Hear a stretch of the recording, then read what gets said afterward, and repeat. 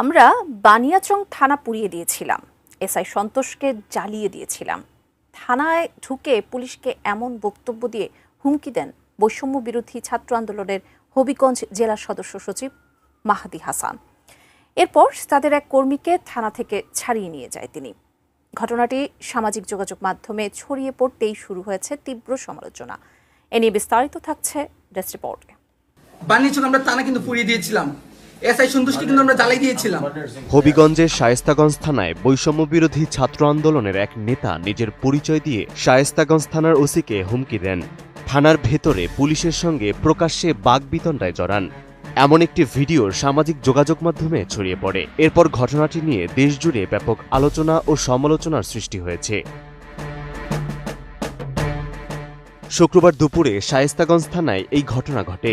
Viral হওয়া ভিডিওটিতে দেখা যায় থানার ভারপ্রাপ্ত কর্মকর্তা আবুল কালামের সঙ্গে তর্কে জড়িয়ে পড়েছেন বৈষম্য বিরোধী ছাত্র আন্দোলনের হবিগঞ্জ জেলা সদস্য সচিব মাহাদি হাসান।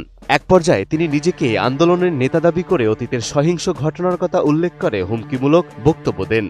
আমি স্ট্রিক্ট এখানে এসেছি, আমার বলতে হবে আমার বাইকে কেন গ্রেফতার করা হয়েছে এবং কেন বার্গেনিং করা হলো। আমার এতগুলো ছেলে এখানে কি বাইশে আসছে নাকি? RICL TMX, যুগের পর যুগ স্থাপনা থাকে মজবুত। ভিডিওতে মাহাদি হাসানকে বলতে শোনা যায় আন্দোলনের মাধ্যমে সরকার সংস্কার করা হয়েছে এবং প্রশাসনে তাদের লোক রয়েছে। একই সঙ্গে তিনি বানিয়াচং থানা পোড়ানো এবং এসআই সন্তোষকে জ্বালিয়ে দেওয়ার মতো কথা দম্ভের সাথে স্বীকার করেন। তার এমন বক্তব্য সামাজিক যোগাযোগ মাধ্যমে তীব্র প্রতিক্রিয়ার জন্ম দিয়েছে। বানিয়াচং আমরা থানা কিন্তু পুড়িয়ে দিয়েছিলাম, এসআই সন্তোষকে কিন্তু আমরা জ্বালিয়ে দিয়েছিলাম। আপনি আসছেন, ঠিক আছে, তো ওই জায়গা থেকে কোন সাহসে নিয়ে কথাটা বললাম আমি জানতে চাই আজকে। বৈষম্য বিরোধী ছাত্র আন্দোলনের এই নেতা বলেন, ও আমার সাথে সামনে থেকে আন্দোলন করেছে, ফোনে ছবি পাঠিয়েছি, তবুও তাকে থানায় আটকে রাখা হয়েছে। থানার ভারপ্রাপ্ত কর্মকর্তা আবুল কালাম বলেন, আমি এই জায়গায় নতুন এসেছি, আমি ডান চিনি না বাম চিনি না। ছাত্রলীগ যুবলীগের কমিটি দেখে কনফার্ম হয়ে যাদেরকে ধরার জন্য বলা হয় আমরা তাদেরকেই গ্রেফতার করি। আপনি কি বলেছেন? না আপনি রিপ্লাই দিয়েছেন, আমাকে তো দেয় না, আপনাকে তো হয়েছে। এগুলো আপনি দেখেন না, বড় পাঠানো হয়েছে। নিজে কথা বলছেন, এই কথা বলছেন, আরে এই সব বলেন না, কথা বলে উনি আমারে বলতেছেন যে কি কথা বলছেন না তুমি সময় আপনি বলে কি বলেছেন?